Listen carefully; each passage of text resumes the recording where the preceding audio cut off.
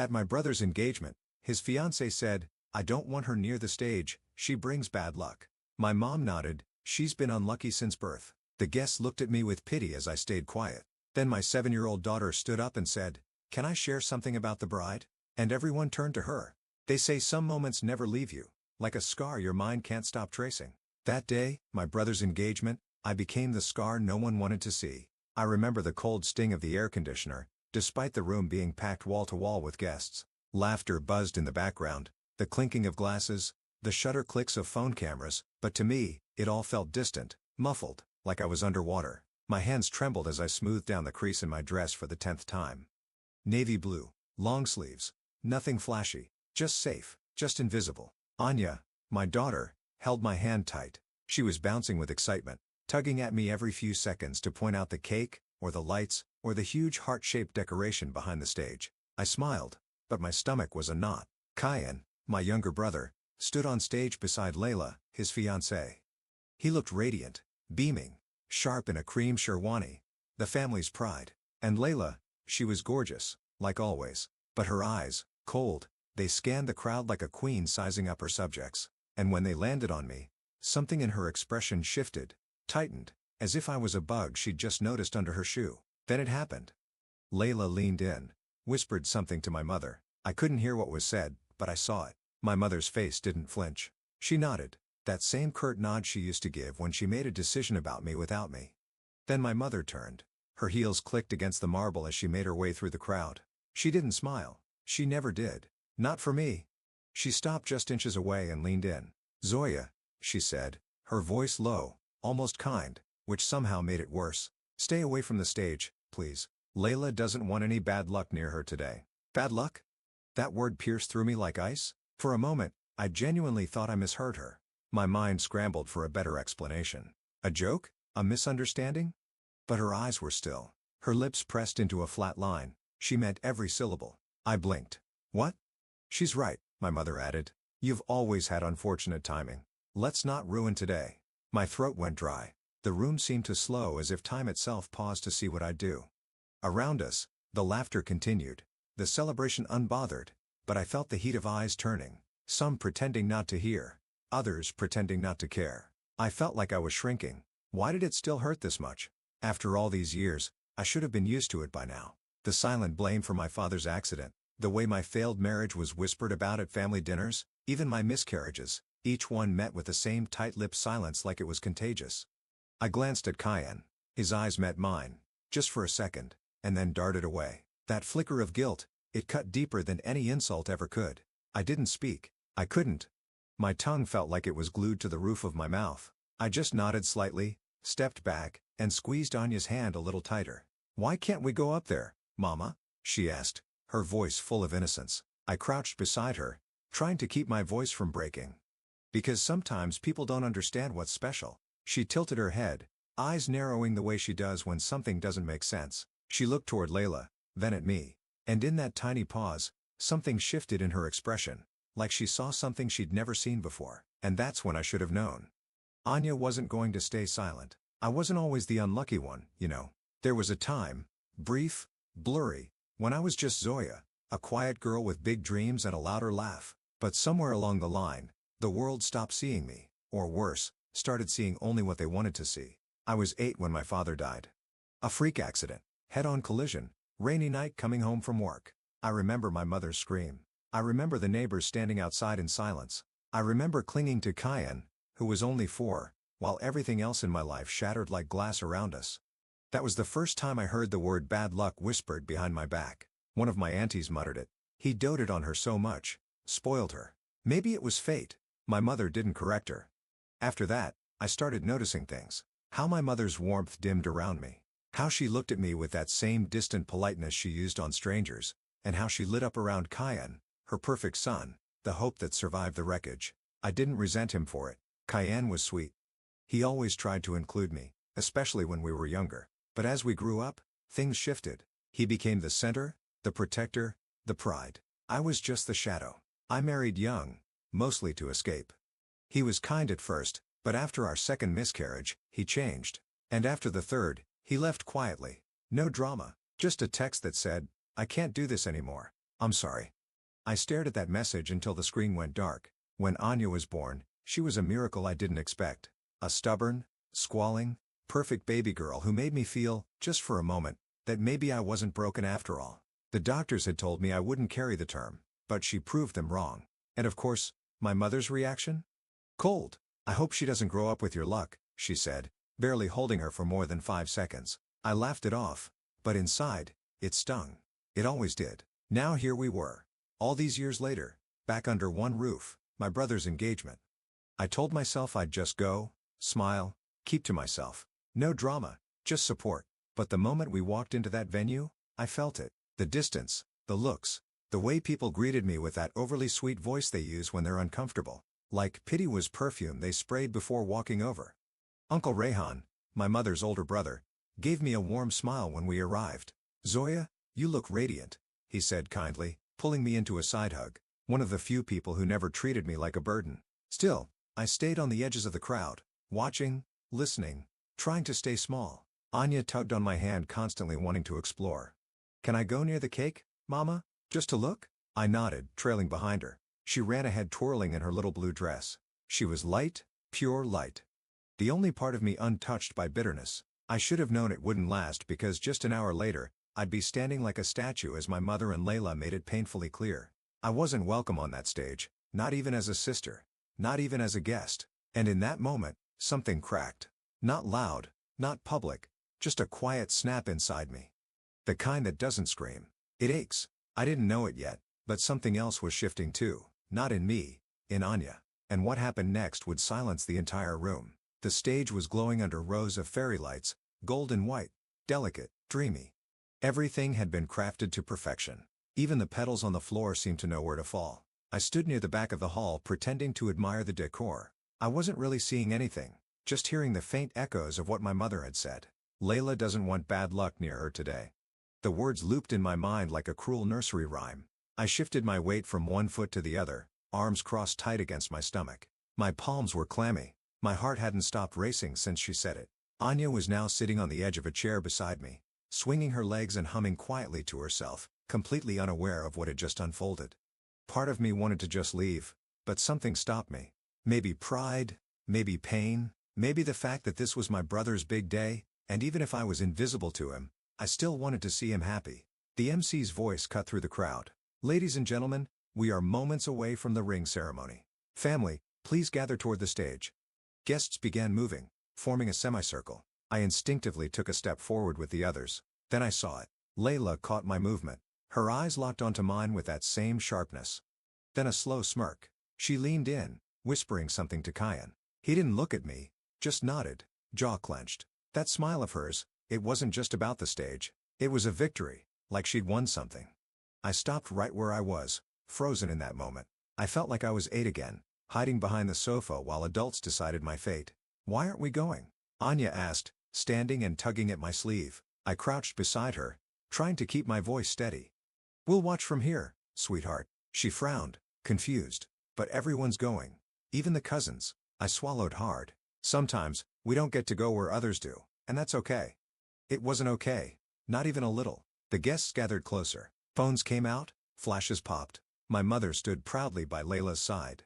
She didn't even glance my way.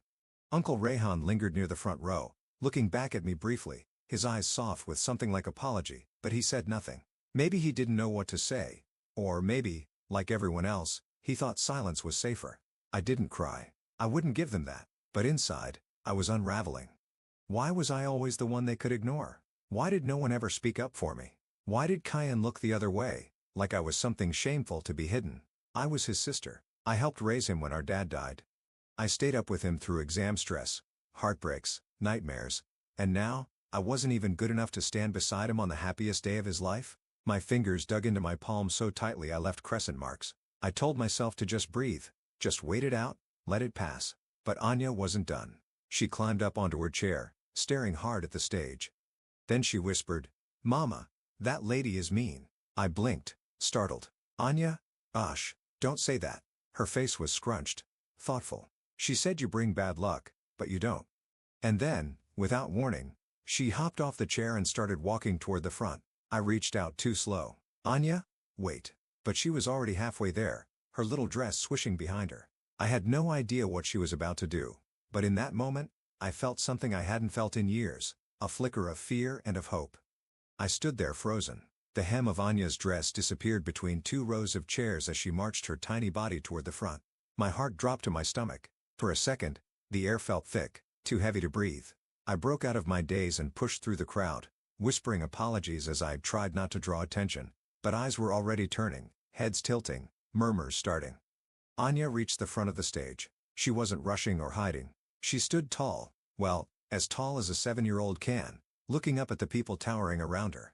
Kyan, Layla, my mother, all staring down like she didn't belong there. I wanted to run, to scoop her up, to disappear before she said something that would make things worse, but then she did something I never saw coming. She walked right up to the microphone. My breath caught in my throat. "Anya," I hissed under my breath. Too late. Too far. Layla's hand shot out like she might stop her but hesitated. Kyan looked confused. My mother's face dropped, her mouth parting slightly. And then it happened. Anya gripped the mic with both hands, looked up at the sea of faces staring down at her, and said in the clearest voice, "Can I say something about the bride?" The room went still, like movie scenes still. Every table, every mouthful, every phone mid-photo. Layla blinked, her expression faltering for the first time all evening. Maybe now's not, but Anya kept going, eyes locked ahead. "My name is Anya. I'm 7, and I want to talk about what I heard Auntie Layla say." My legs felt weak. I could barely stand. "Please don't, baby. Please." She wasn't trembling. She wasn't even nervous. She looked calm, serious, like she'd rehearsed this in her dreams. "She said my mama brings bad luck," she continued, her voice unwavering. "But that's not true. My mama is the best person I know." I couldn't move. "She takes care of me all by herself. She made me chicken soup when I was sick and read me stories when I had nightmares. She doesn't yell. She just hugs. She says love should be kind and quiet." Someone near me gasped. I don't know who. Anya looked straight at Layla now. "And you were mean. You didn't say it nicely. You didn't even look sorry." Layla's expression cracked. Eyebrows raised, mouth stiff. I glanced at Kyan. He wasn't blinking, just watching Anya like he'd never seen her before. "And you also said something else," Anya added, her voice dipping lower. "You said you didn't even like my uncle, Kyan, that he was just a good match." A sharp inhale cut through the crowd like a knife. I saw someone lower their phone, eyes wide. Layla's cheeks flushed. She stepped forward quickly. "That's enough. She's a child." But no one moved, not even the MC.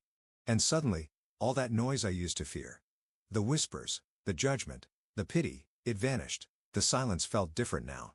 Charged because Anya hadn't just defended me, she challenged them. This little girl with her ribbon braids and tiny voice had pulled the thread holding their perfect image together, and the fabric was starting to unravel. I still couldn't believe it. My heart was pounding. My hands were trembling again, but not from fear this time, from something else, pride. And for the first time in my life, I didn't feel like I had to apologize for existing. I wasn't sure what would happen next, but I knew one thing for sure. The silence was about to shatter. "Amazing. You're on fire for keeping the story rolling like this." It felt like the world had stopped spinning. Anya stepped away from the microphone and stood in the center of that glittering stage. This tiny, defiant figure in a sea of adults. Some stunned, others shifting uncomfortably in their chairs. No one spoke. The MC had lowered his mic. The photographer, bless him, had stopped clicking. I think even the chandelier lights felt dimmer. I was rooted to the spot, breath held tight in my chest. All I could do was watch. Layla looked like someone had just slapped her. Her lips parted, eyes wide, face draining of color. She glanced at Kyan as if expecting him to laugh it off or take control, but he didn't. He just stood there, mouth closed, shoulders rigid. His gaze flicked from Anya to Layla, and then slowly to me. And in that moment, something passed between us. He saw me, not as the burden, not as the shadow in the family photos, but as his sister, as Anya's mother, as someone who had been hurting, silently, for years. And maybe he saw how much it took not to crumble every time they blamed me for things I didn't cause. Then I saw my mother. Her arms were crossed, her face carefully blank, but her eyes gave her away. That tightness around the edges, that telltale twitch in her brow. She wasn't in control anymore. Uncle Rayhan stood near the front and he did something I didn't expect. He clapped. Just once, but it echoed. And then he stepped up, slowly walked toward the stage and put his hand gently on Anya's shoulder. He bent down and whispered something. I couldn't hear it. But Anya nodded and smiled faintly, her tiny hand slipping into his. He turned to Layla next. I think the girl said what many of us were too polite to, he said quietly but clearly. Maybe it's time we stop pretending kindness is optional. The words landed like a stone in water. Layla looked mortified, her jaw clenched. This is ridiculous. She's a child. Children exaggerate. But Uncle Rayhan didn't back down. Children speak truths adults are too afraid to face. Cayenne exhaled. Long, slow. His voice was quiet when he spoke. Did you really say that about Zoya? Layla stiffened. It was a private conversation. You said it. His voice cracked. Just barely. She didn't answer. He shook his head slowly. I can't do this, Layla. Not like this. My mother gasped, stepping forward. Cayenne, don't be impulsive. He looked at her and his expression. God, I'll never forget it. I've been impulsive my whole life, he said, by staying quiet when I should have defended her. My knees gave a little. I grabbed the back of a chair to steady myself. He turned to me then. Zoya, I'm sorry. It was just 2 words, but after a lifetime of silence, they thundered in my chest. Layla stepped back, her face hardening. You're making a mistake. Cayenne shook his head. I think I've been making them for years. He took off the engagement ring from his own finger, the one he was supposed to present, and gently set it on the stage beside Layla. The room was stunned, and then he walked over to me. He didn't say anything, just pulled me into a hug. Tight, like he was trying to make up for every year he hadn't stood between me and the pain. And when he let go, he crouched down and pulled Anya into his arms too. I'm proud of you, he whispered to her. She grinned, that gap-toothed smile lighting up the room. And just like that, the silence shattered. But this time, it wasn't cruel. It was freeing. The next day, I woke up to a text from Cayenne. I hope you know how proud I am of you, of Anya. I'm sorry it took me this long. I read it twice, then once more for good measure. My chest felt tight, not in a painful way this time, but in that strange, quiet way. Healing begins. Like a wound realizing it's safe enough to start closing. It wasn't about the apology, really. It was about being seen. For the first time in years, I wasn't invisible to my own family. I wasn't just the backdrop to someone else's celebration. Later that week, Cayenne came to visit. Just him. No Layla. No crowd. He brought pastries from my favorite bakery. Something small. Something thoughtful. We sat in the living room, Anya playing with her dolls on the floor while we talked. I should have stood up for you a long time ago, he said. I didn't realize how deep it went, until Anya said it out loud. I gave him a sad smile. She has more courage at 7 than I had at 27. He shook his head. She has your courage, she just didn't learn how to hide it yet. That hit something deep. I didn't cry, though I came close. Instead, I looked at my daughter. So bright, so full of light, and I realized something I hadn't dared to believe before. Maybe I wasn't cursed. Maybe I was just different.